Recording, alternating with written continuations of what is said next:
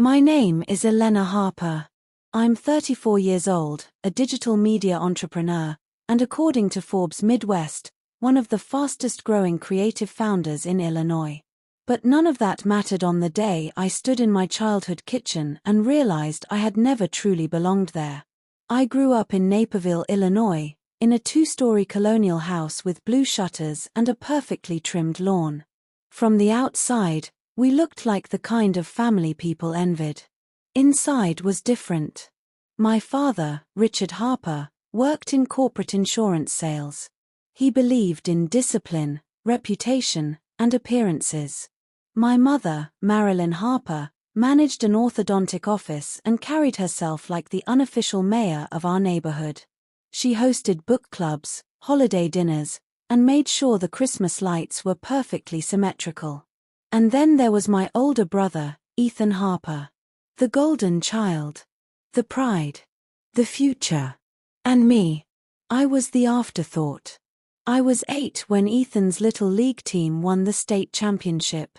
My parents threw a party that could have rivaled a wedding reception. Catering. Balloons. A banner across the garage that read, "Congratulations, champ."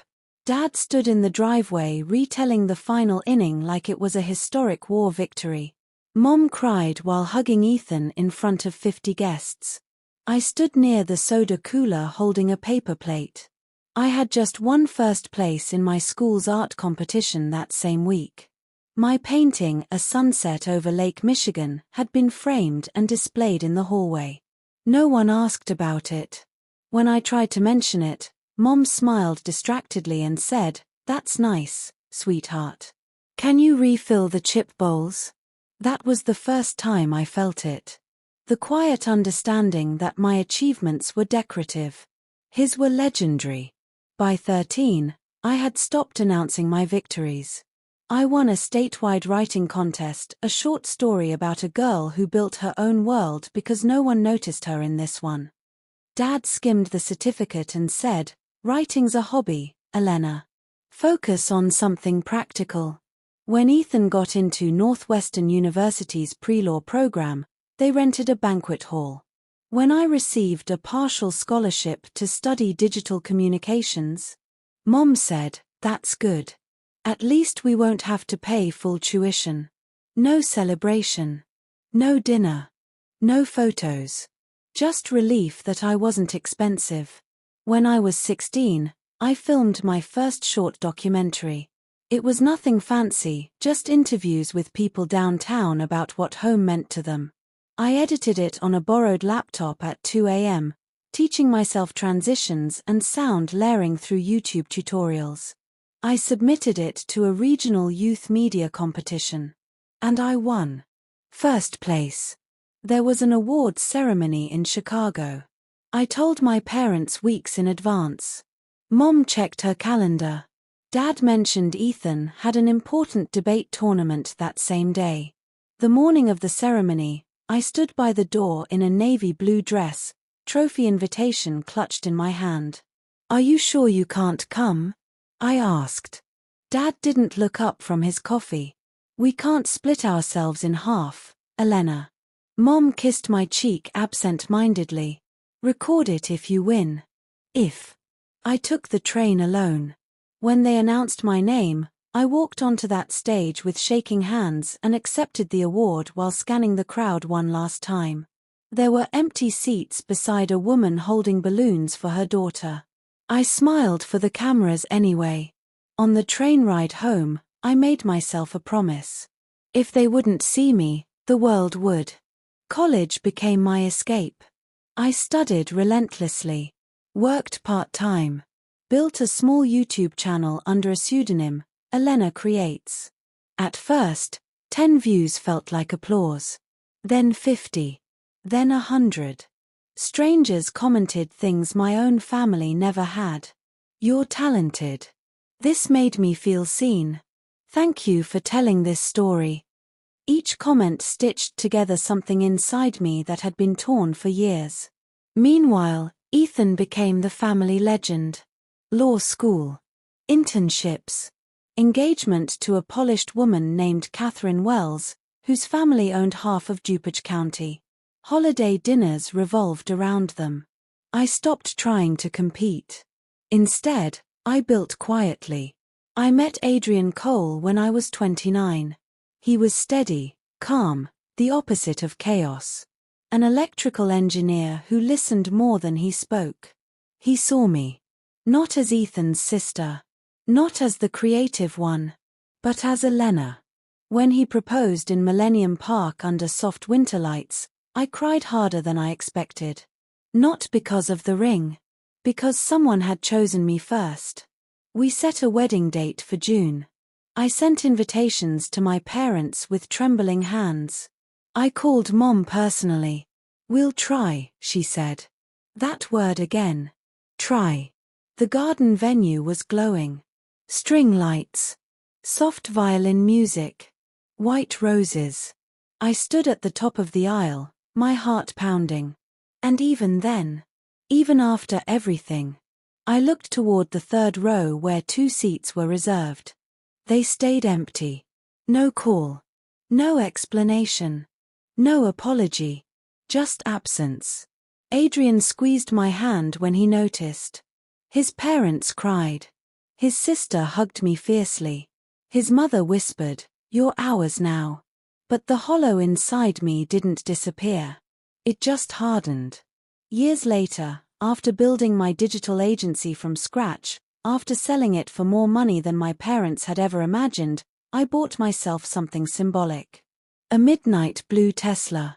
Fully loaded. Parked proudly in my driveway. I posted a single photo online. No bragging. Just pride. My phone was silent for 3 days. Then it rang.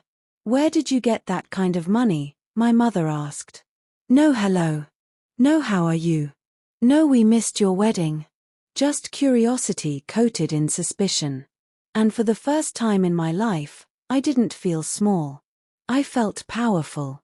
Because this time, I had a plan. And they had no idea what was coming. The call replayed in my head the entire night. "Your father and I think it's time we all sit down," my mother had said, her tone stiff and rehearsed. "This success of yours, we should discuss it as a family." As a family. The word felt foreign. For years, I hadn't been included in that definition. Now suddenly I was part of it again. Adrian stood in the kitchen doorway while I stared at my phone after the call ended. "You don't have to go," he said gently. I knew that. But I also knew something else. I had spent my whole life swallowing words. This time, I would not. Driving back to Naperville felt like stepping into a time machine. The same streets. The same trimmed hedges. The same house with blue shutters. It looked smaller than I remembered. Or maybe I had grown. When I rang the doorbell, my father opened it almost immediately, as if he'd been waiting. "Elena," he said, nodding once. No hug. My mother appeared behind him, wearing her usual polished smile. "We're glad you came." Were they? Because it didn't feel like warmth. It felt like business. We sat around the dining table where I had once done homework while listening to Ethan's victories being replayed. Now Ethan sat at the head of the table, confident as ever, his wife Catherine beside him scrolling through her phone. "Nice car," Ethan said casually. "Thanks," I replied. No one asked how I was. My mother folded her hands neatly. "We've heard, impressive numbers." Dad cleared his throat. 18 million, is that correct? So that was it. Not curiosity about my life. Not pride. An audit. "Yes," I said calmly. Silence followed. Then Ethan leaned forward. "You know Catherine and I have 2 kids now. Private school isn't cheap. And Dad's been thinking about early retirement." There it was. Not a congratulations. A request. No, not even a request. An expectation. "Family supports each other," my father added firmly. The irony almost made me laugh. I looked at each of them slowly. "Where were you when I needed support?" I asked quietly. Mom shifted uncomfortably. Elena, that's not fair. No, I interrupted. What wasn't fair was standing at my wedding looking at two empty chairs. The air changed instantly. Ethan sighed dramatically. We had a conflict. A conflict. I repeated. You didn't even send a message. Mom's eyes softened slightly, but it felt practiced. We didn't realize it meant that much to you. That sentence. That one sentence cracked something open inside me. You didn't realize it meant that much to you. My wedding. My life. My existence. I spent my entire childhood trying to matter in this house, I said, my voice steady but shaking underneath. Every award. Every contest. Every achievement. And you were too busy watching Ethan. That's not true, Dad snapped. It is. Ethan rolled his eyes. You always exaggerate. I exaggerate. I laughed softly. Did you come to my media awards? My scholarship ceremony? My college graduation? Silence. I turned to my mother. Did you? She looked down. That was my answer. Dad exhaled heavily. Look, Elena. The past is the past. We're talking about the future. We're family. You're in a position to help us. Help us. Not join us. Not rebuild with us. Help us. How much? I asked. Ethan didn't hesitate. We were thinking 2 million. The number hung in the air like a bomb. 2 million. After missing my wedding. After years of indifference. After never once believing in me. They believed in my bank account. I felt something shift inside me. Not anger. Clarity. I had brought a folder with me. I placed it on the table. What's this? Mom asked cautiously. Something I've already done. Dad frowned. What do you mean? I donated $15 million last week. All 4 of them froze. To what? Ethan demanded. A national education foundation. They fund scholarships for underprivileged kids. Arts programs. Media training. Kids who don't have support at home. My mother's face drained of color. 15 million, she whispered. Yes. Dad's voice rose. That's reckless. No, I said softly. Reckless would have been giving it to people who only call when they see a luxury car. Ethan stood abruptly. So you'd rather give it to strangers than your own blood? I stood too. I'd rather give it to people who show up. The words echoed in the room. For the first time in my life, no one interrupted me. Mom's voice trembled. We're your parents. And I was your daughter, I replied. That landed. Dad's jaw tightened. You're being emotional. No, I said calmly. I'm being honest. The difference was enormous. Ethan scoffed. Unbelievable. You've changed. Yes, I said. I have. Because I no longer needed them to see me. I saw myself. As I reached for my bag, my mother's voice broke. Elena, we didn't know you felt this way. I paused at the doorway. You knew, I said quietly. You just didn't care enough to ask. That was the truth. And the truth doesn't scream. It settles. I walked out of that house without slamming the door. Without tears. Without guilt. For the first time, I wasn't the overlooked child hoping for validation. I was a woman who had built her own world. And in that world, I was enough. When I got into my car, my phone buzzed. A text from Adrian. No matter what happens in there, I'm proud of you. I smiled through tears that weren't sad. They were freeing. Because something inside me had finally healed. Not because they apologized, but because I stopped waiting for them to. I didn't expect the silence to feel so loud.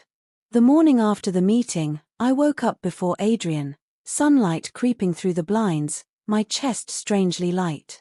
No regret. No second guessing. Just clarity. 4 years, every interaction with my parents had left me questioning myself. This time, I was certain. And certainty is powerful. The press release about my donation hit local news 2 days later. Former Naperville entrepreneur donates $15 million to National Education Foundation. My inbox exploded. Journalists, former classmates, parents of scholarship recipients, creators I'd mentored. But the Harper family group chat remained silent. Until Ethan finally broke it. Ethan. So this is how we find out. I stared at the message for a long moment. Not congratulations. Not we're proud of you. Just accusation. I typed slowly. Me. You found out the same way the world did. 3 dots appeared instantly. Then disappeared. Then reappeared. Ethan. You embarrassed Dad.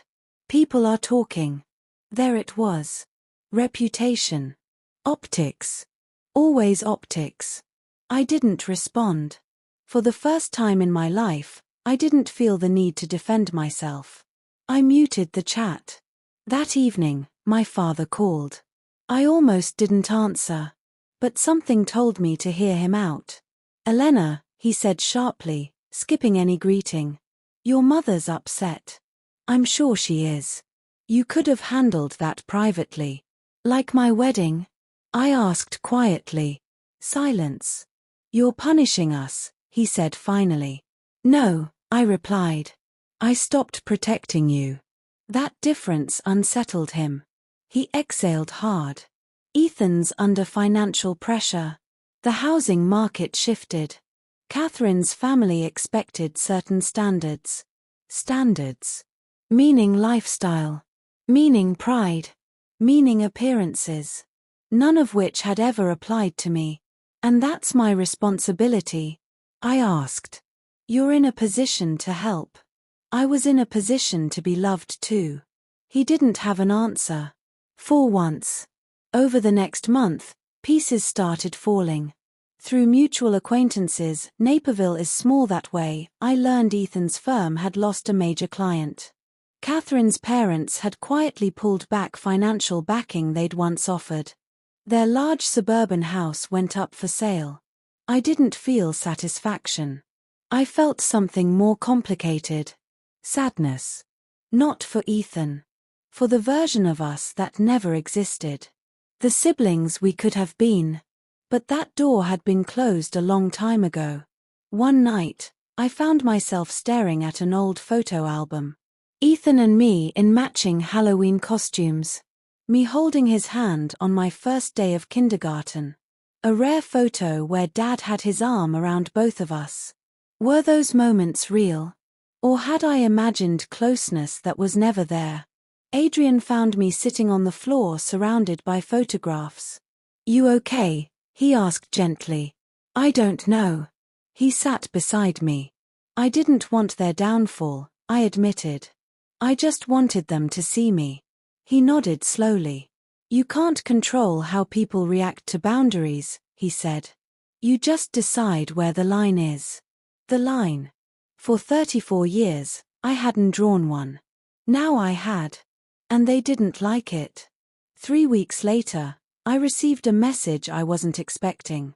It wasn't from my parents. It wasn't from Ethan. It was from Catherine. We had never been close. She'd always treated me like background noise at holidays. Her message was short. I don't agree with how things were handled. But I understand why you did it. I think you deserved better growing up. I read it 3 times. No excuses. No defensiveness. Just acknowledgement. It hit harder than any apology from my parents ever could. Because it was honest. I didn't respond immediately. But something shifted. Validation doesn't always come from who you expect. The Education Foundation invited me to speak at their annual gala in Chicago. I almost declined. Then I thought about 16-year-old Elena taking a train alone to accept an award. This time, I wouldn't be alone. When I stepped onto that stage, The applause was overwhelming. They introduced me not as someone's daughter, not as someone's sister, but as entrepreneur, philanthropist, advocate for youth voices. I swallowed emotion. I know what it feels like to grow up unseen, I said into the microphone. And I promised myself that if I ever had the ability to change that for someone else, I would. The room stood. A standing ovation. For me. Not because of who I was related to, but because of who I chose to be. The real fallout came quietly. My mother texted me one evening. Not to argue. Not to ask for money. Just 3 words. We sold the house. The blue-shuttered house. The one that held every memory, good and bad. I stared at the message for a long time. That house had been their kingdom. Their symbol of stability. Selling it meant something had shifted permanently. I typed back carefully. I hope you're okay. No bitterness. No sarcasm. Just truth. She responded 10 minutes later. We'll manage. That was the closest she had ever come to vulnerability. And it unsettled me more than anger ever had. Weeks passed. No more calls demanding money. No more pressure. Just distance. And strangely, peace. Not the kind that erases pain, but the kind that no longer reopens it daily. One evening, Adrian and I sat on our porch watching the sunset. You regret it? He asked. I thought about it. About the meeting. The donation. The silence. The sale of the house. No, I said finally. I regret waiting so long to stand up for myself. He squeezed my hand. You didn't lose a family, he said softly. You outgrew one. That sentence stayed with me. Because growth often looks like loss before it looks like freedom. 2 months later, I received an envelope in the mail. Handwritten. From my mother. I stared at it for several minutes before opening it. Inside was a letter. And something else. Something that would change everything. Elena receives a handwritten letter from her mother along with a small silver key. In the letter, her mother admits something she has never said before. They failed her.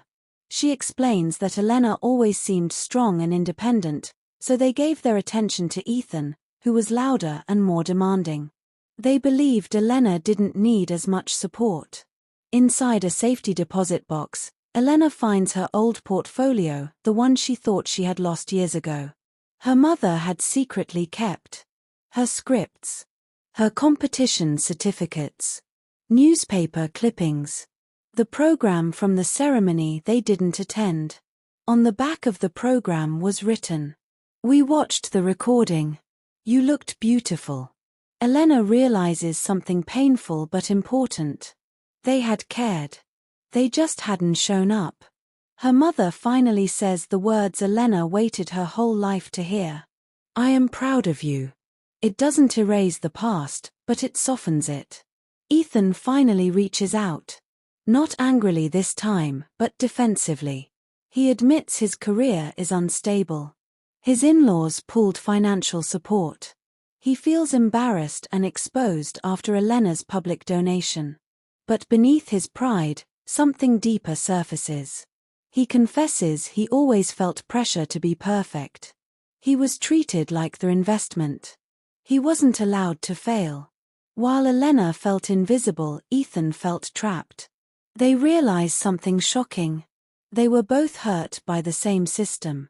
Just in different ways. Elena doesn't offer money. But she offers something else, honesty. For the first time, they talk like equals. Not golden child and overlooked sister. Just 2 adults. Time did something arguments never could. It softened edges. Not erased them, just softened them. 3 months passed after the letter. No dramatic confrontations. No explosive family meetings. Just small, careful attempts. My mother started calling once a week. Not to ask about money. Not to talk about Ethan. Not to mention what people in Naperville were saying. Just to ask, "How are you?" The first few calls were awkward. We spoke about weather, work, recipes, her new smaller house. Yes, the big blue-shuttered house was gone. They had downsized to a modest townhome on the other side of town. No grand driveway. No landscaped front yard. Just simple. I expected her to sound bitter about it. She didn't. "Less to clean," she said once, almost lightly. And that's when I understood something. Pride had been their armor. Without the big house and the image to protect, they were just people now. Human. Imperfect. My father didn't call. That didn't surprise me. But one afternoon, I received an email from him. Subject line, article. No greeting. Just a link to a business article about scaling digital agencies. Under it, one sentence. "Thought this might interest you. Proud of your strategic decisions." It wasn't poetic. It wasn't emotional. But it was him. And for a man who once dismissed my work as a hobby, that sentence meant more than he would ever realize. Ethan took longer. His pride had cracks in it, but it wasn't shattered. We met for coffee halfway between our cities. No spouses. No parents. Just us. He looked tired. Not defeated. Just older. "I didn't know they kept your stuff," he admitted quietly. Neither did I. He stirred his coffee without drinking it. "You think I had it easier," he said. "I know you had it louder," I replied. He gave a small, humorless smile. "They expected me to win. All the time. If I slipped, it wasn't 'we love you.' It was what happened." I hadn't seen that side before. While I was being overlooked, he was being measured. Different wounds. Same pressure. "I don't need your money," he said suddenly. I raised an eyebrow slightly. "Good," I replied calmly. That almost made him laugh. We didn't solve our childhood in that cafe. But we did something new. We spoke honestly without competing. And that was enough for now. The real turning point came unexpectedly. My mother invited us all to dinner. Not at a house. At a small Italian restaurant.